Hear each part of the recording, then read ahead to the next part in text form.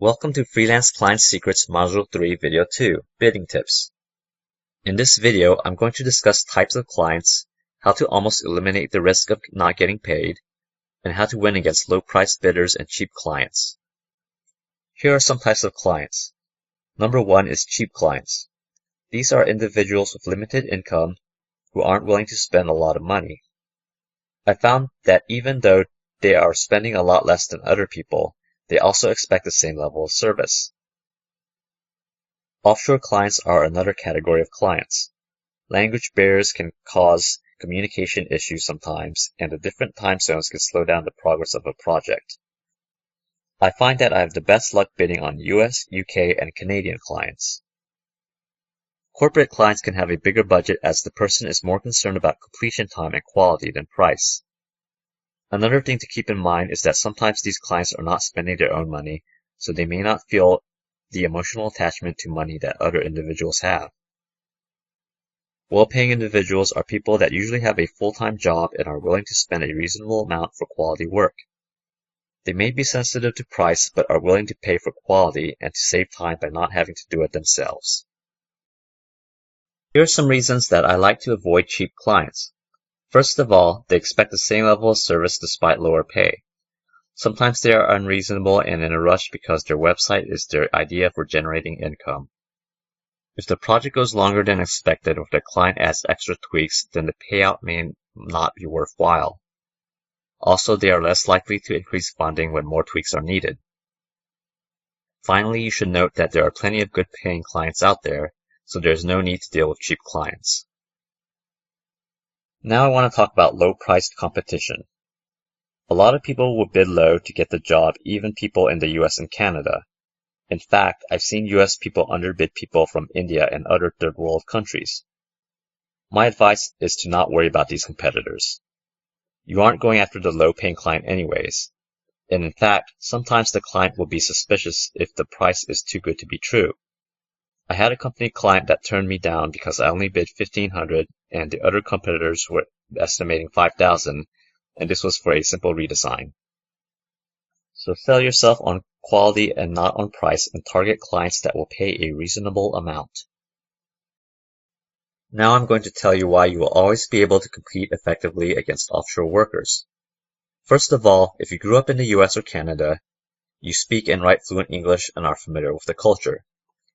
This is a huge advantage for writers in particular, and anyone who is seriously looking for quality writing and to save time by not having to edit everything will want to hire a writer that is native English speaking. Also, being in the same general time zone as the client can be a big plus. Some clients only work during business daytime hours too, so sometimes that excludes any overseas workers. Good communication saves clients time, and the chance of miscommunication or difficulties in communication is reduced if the client and freelancer speak the same language. And finally, it's not always about price, especially if the client has good cash flow. Poor quality work or slow turnaround time on projects can cost the client future revenue, so sometimes time and quality are more important. If you are offshore and living in a country where the cost of living is lower, then you can bid lower and it won't matter as much. But I have seen offshore workers make good rates also if they are really good at what they do and good at selling themselves. Feedback ratings are something that I should talk about. Feedback is important for getting future work, but it's not the only factor. Your rating doesn't have to be perfect, but make sure it's good. One of the things you can do to make sure this happens is to be very clear about the scope of the work and expectations up front. Also, try to avoid jobs that you are not sure you can do or might have trouble completing on time. Communication and professionalism are important too, so always stay cool even if the client gets mad. And if things aren't working out, then consider canceling the job early on. Usually if the job is canceled and no payment has been made, then the client won't be able to leave feedback. Now I'm going to give out some simple tips for beating out competitors. One of the most important things is to personalize your message enough so that the client knows that you read the job description. Ask questions, answer client questions, and use their name if provided. Provide relevant examples that are as close to what they are looking for as possible. A lot of freelancers would just dump their generic portfolio links on every job they apply to. Customize it to match what the client is looking for. Follow up promptly in just a few hours if you can. Sometimes you might lose a job if you don't reply quickly.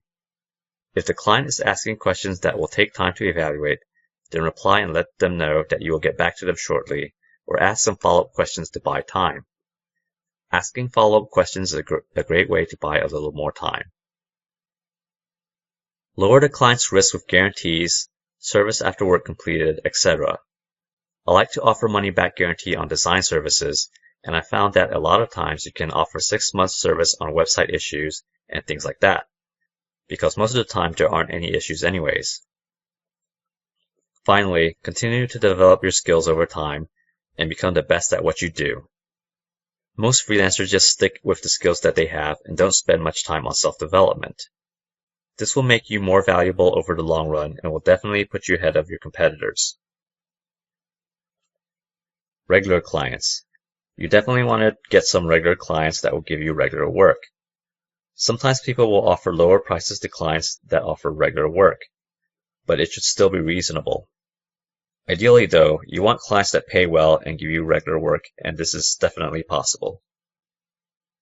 Sometimes you can get regular clients from small, low-priced jobs. Although I don't look at low-priced jobs as much, sometimes it is a good idea to look through them to see if opportunities exist. It's also a great way to test out a client to see if they are a good fit. Some freelance sites like freelancer.com offer contests. Usually it is set up so that the employer specifies an amount and they have to pay it out to someone that participates in the contest. Freelancers can then compete by submitting the required deliverable. The employer then selects the winner who receives the payment. A common example is a logo design contest, and the employer can offer whatever amount they are willing to pay out. Freelance designers will then submit their logo mockups, and the client will select the best one. The freelancer will then get paid, and the employer will get the logo. I usually avoid these for the obvious reason that payment is not guaranteed for the time you spend working on the project. It is actually easier and more time efficient to just keep bidding on other fixed price jobs, because you can usually bid on at least 10 jobs in an hour. On the other hand, winning these contests can be great for credibility, so if you want to try it out and you have the time, then go ahead. But don't depend on these exclusively for income. Non-disclosure agreements are something else that might pop up while you are freelancing. I'm not a lawyer, so I can't advise you on these. I have my paralegal check over these to make sure they are okay, and they almost always are. You'll have to decide whether or not you want to sign these, and if you do, you will want to look over the language carefully. I found that once the NDA is signed, there isn't much difference in working with NDA versus regular clients. In other words, they are not any more difficult than other clients as a whole. Sometimes you'll want to decline clients, and I actually do decline clients sometimes. I will decline projects if the budget is too low for what they are asking. Don't be afraid or feel bad about disappointing a prospect. If the job is not a good fit, then it is better to walk away before getting into a project that isn't going to work out. Aside from low pay, I might also decline projects that I just don't want to do or that might require a lot of extra maintenance down the road. So thanks for watching Module 3, Video 2. Video 3 is about setting terms.